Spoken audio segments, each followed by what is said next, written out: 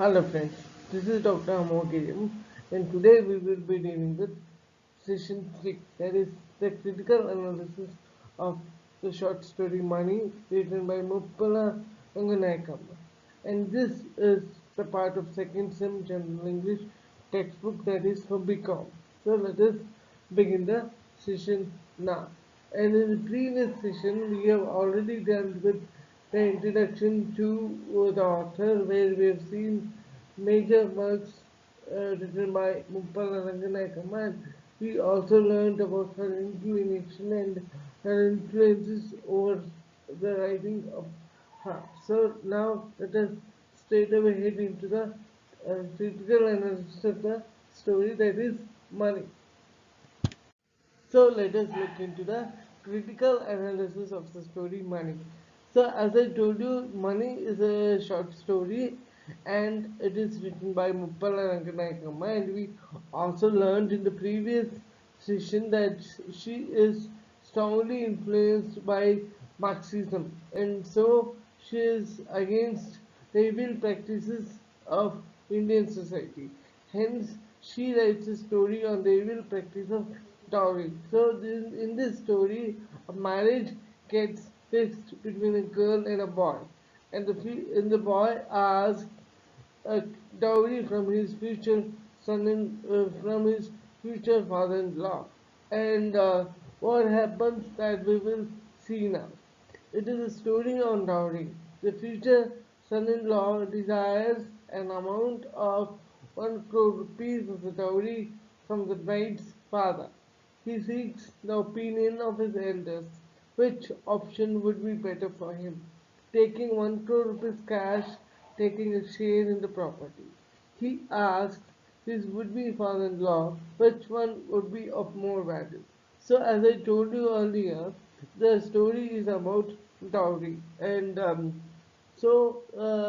marriage gets fixed between a boy and a girl, and the boy, boy or a man, the young man asks dowry from his future father-in-law, and he demands 1 crore rupees, just only 1 crore rupees dowry from his future father-in-law.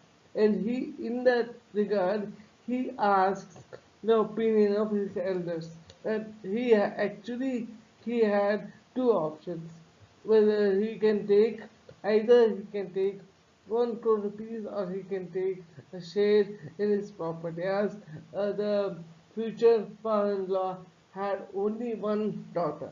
So that in that way he can also claim his he can also claim the property of the his he can also claim property of his future wife. So thus he wanted an opinion from his elders, and in fact he also asked his future father-in-law which option would be better. So what happens, and what option would his future father-in-law gives, that we will see in the next slide then.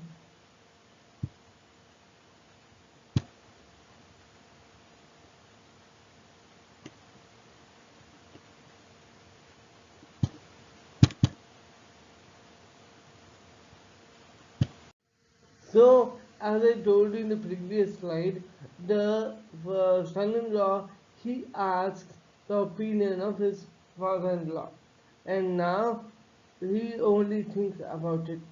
The future son-in-law, he thinks that he thinks that it would be better to take the money only, because he knows that taking property would be of 10 rupees more value. So he decides to take the value of the property in cash. He aims that his wife would take over the property. He aims that the dowry as money would belong to him. The future son-in-law finally settles for the value of the property, rupees 1 crore and 10 rupees as dowry. So here the future son-in-law is a very clever young man. So he thinks that the property Actually, the property is of 10 rupees more value than the actual cash, which he's taking as dowry. So he decides he doesn't want to let go cash also. So he decides that he would take 1 crore rupees of the cash in the form of dowry, and then he would also ask his father-in-law to give that extra 10 rupees, which would equal the value of the property. So in that way, he settles for 1 crore rupees and 1 crore 10 rupees in total. So thus he takes the total amount, that is 1 crore and 10 rupees.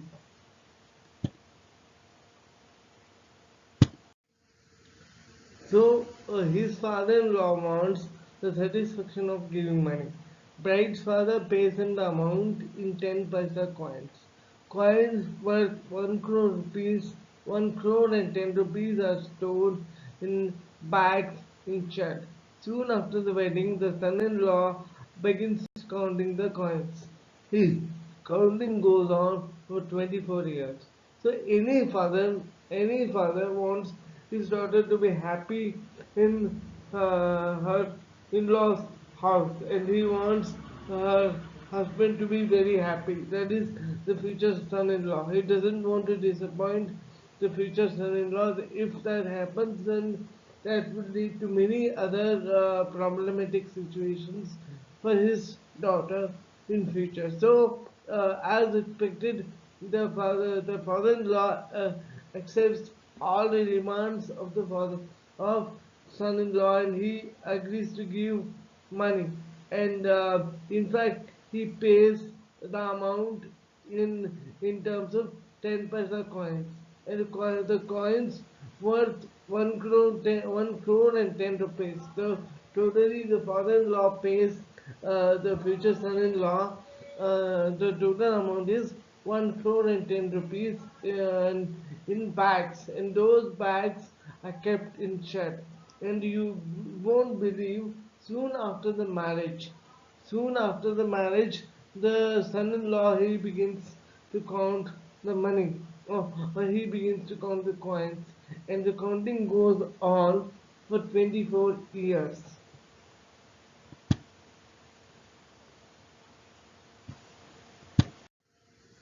So the counting has gone on for 24 years, and in the meanwhile, many things have happened. In the meanwhile, the father-in-law is dead, and his wife marries another person, and his wife's daughter grows to be a young woman. After counting for 24 years, the son-in-law finds that the amount is less by 40 paisa. He finds Then he finds two women in front of him. He realizes that the elder woman is his wife and the younger one is her daughter. So in the last 24 years, many things have happened. Many things have changed.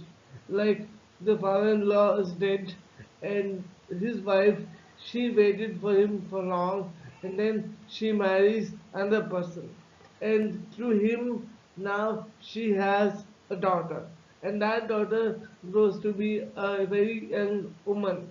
Then after that, now the counting has been finally finished, and the son-in-law, he finds out that there is 40 paisa less amount in the total amount promised by the father-in-law, that is 1 crore and 10 rupees. So right now he has 1 crore 9 rupees and 60 paisa, and but that makes the son-in-law disappointed.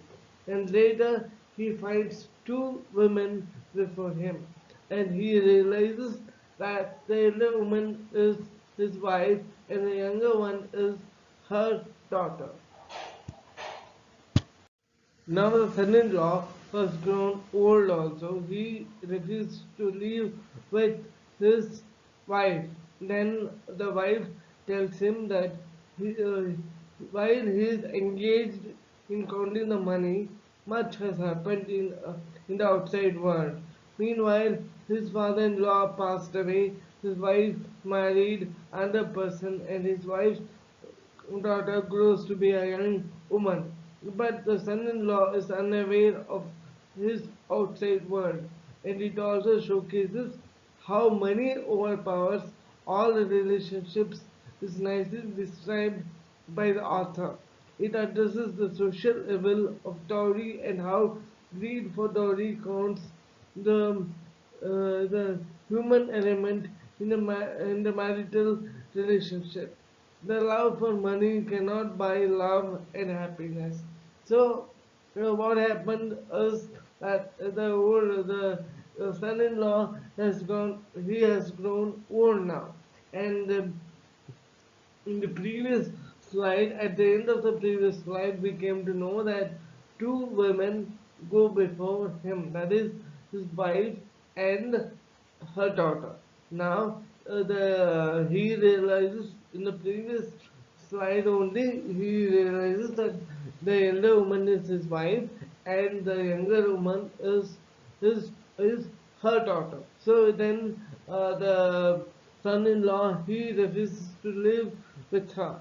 Then the wife tells her side of story.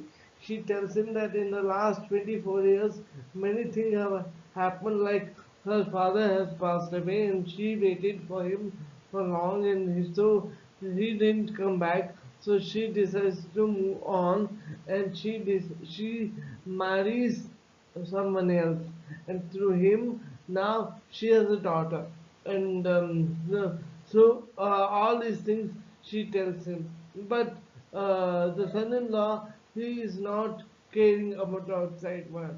He only wants money, and so this is how the story ends.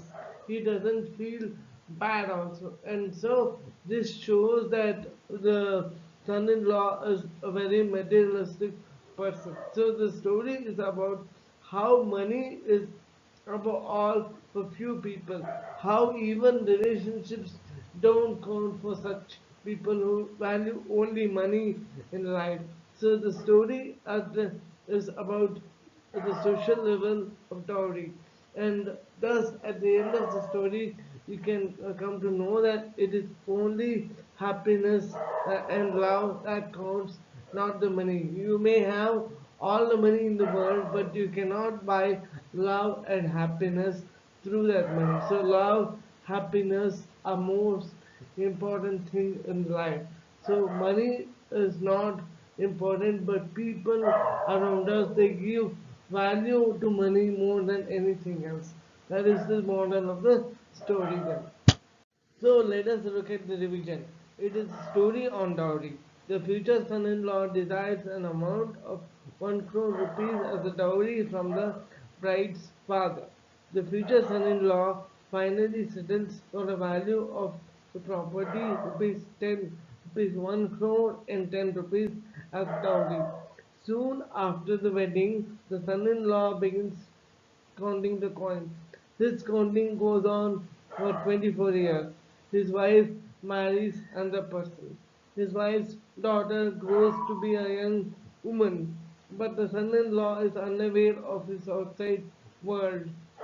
The love for money cannot buy love and happiness. It can break relationships but can't build meaning into life. So I hope that you people understood the critical analysis of the story. So with this, this story ends, or the story or the critical analysis of money ends. In the next session, we will look at some other aspects of the story. I hope you understood the lesson, I believe. Thank you. Let's meet again in the next session. Thank you. Thank you very much.